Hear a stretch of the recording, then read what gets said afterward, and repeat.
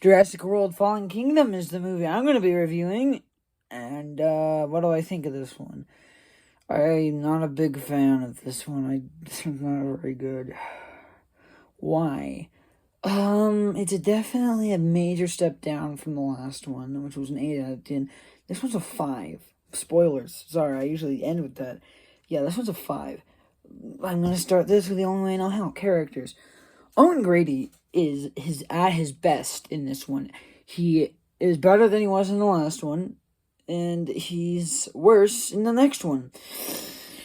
Claire Deering. She's also improved. She's not that shitty of a person anymore, and she's actually kind of got good motives.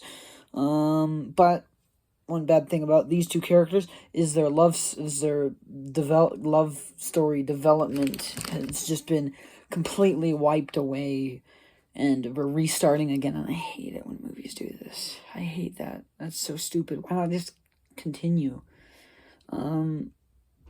Maisie Lockwood, the clone girl.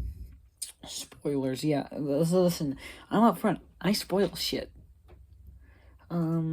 Jurassic, Maisie, her origins are stupid, but her character is, like, fine. Biggest compliment I have for the character is the actress, Isabella Sermon, is a fantastic actress, and I just learned she's only in, like, 3 things, and 2 of those are Jurassic World. It's like, she should be in more things. She is a fantastic actress. She is really good at her part. I mean, honestly, I think she's a bit better than, like Chris Pratt, who's in freaking everything now. Because, Hollywood only has, like, 10 actors. The villain guy, Eli Mills. Well, he's probably the worst one besides Dodson in the next one. Probably the worst villain. I don't like him that much. I don't like him. Not like in a villain way where, yeah, I don't like him. Of course you don't like him. He's the villain. No, I just don't like him as a villain. He's pathetic. Not in a good Jurassic World way. He's just pathetically written. The writers are pathetic. Wheatley, the hunter dude, I like him. I like his presence. He's fun. The 2 clowns in this movie. Zia, is that her name? The one who nurses Blue, and then Franklin, aka Screaming Guy. Okay, I like Franklin better than Zia, because I don't even know if I'm saying Zia's name right. I don't even know if that is her name. It's probably not even close. Why do I like Franklin? He's kind of funny. Not when he's screaming. They try to portray his screaming as just hilarious. But no, like in the scene where Baryonyx enters and he screams, I'm not laughing at his scream. I'm laughing at when she says, "It's not a T-Rex. How is this better?" That gives me into the segue. This is the funniest Jurassic World by far.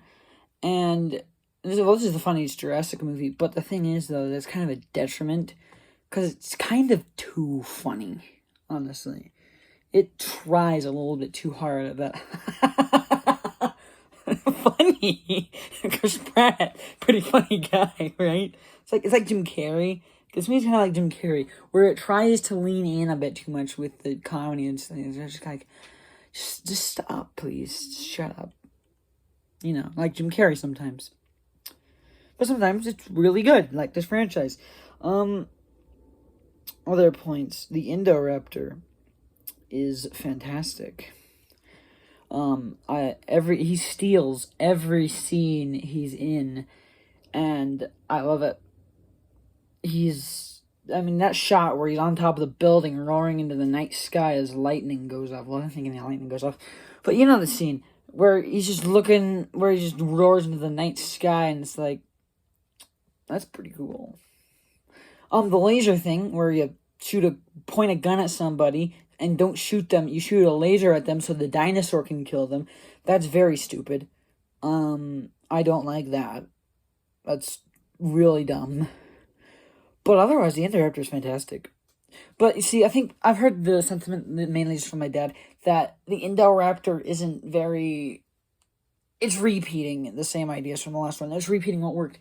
But the thing is, is movies can do that. Notice how a lot of trilogies of movies, like Karate Kid, for example, they do it 2 times. They do the same thing, the concept twice, and it works. But then they try to do it a 3rd time, and it's like, well, now it's getting kind of stale. But see, trilogy that learned from those mistakes, Hangover. How Hangover 1 and 2 are very similar movies, even though I've never seen any of these from all the way through. I know how they go. Hangover 1 and 2 are very similar stories and movies, but then Hangover 3, they're like, well, we can't do this a 3rd time, because that would just be repetitive and stupid. So, let's do something different this time. Let's do something different. And they did, and it works. The Hangover trilogy is good, because they did something different. But yeah, so the hybrid thing works twice. And good thing they didn't put a hybrid in the next movie, or otherwise it would be incredibly stupid. Good thing they didn't do that again, because I would make the 3rd one bad. Okay, let's get into the yucky part of the parts of these movies, which there is quite a few. The movie kind of peaks with the island, because that's kind of the premise they sold you on, but then they kind of don't do that for some reason. Yeah, so they don't do that. Because why would they do that? Why do the concept you sold us on? The ending. Now, for some reason, I tried to explain this to my dad. He did not understand it. He's a smart man, but sometimes he makes me question it. Quite a bit, actually, so he might not be very smart. But, let me explain this. So Claire opens the doors to the dinosaurs, and then there's the door that goes outside. What she should have done is open the door to the outside, let all the gas out, and then decide what to do from there. And for some reason, I tried to explain this to my dad for some time, and he just could not wrap his head around what I was saying for some inexplicable reason. It was baffling. I was like, are you... Like, well, he's being like, that's not how it goes. I'm watching the movie right now. That's not how it goes. Do you not understand the concept of a hiji?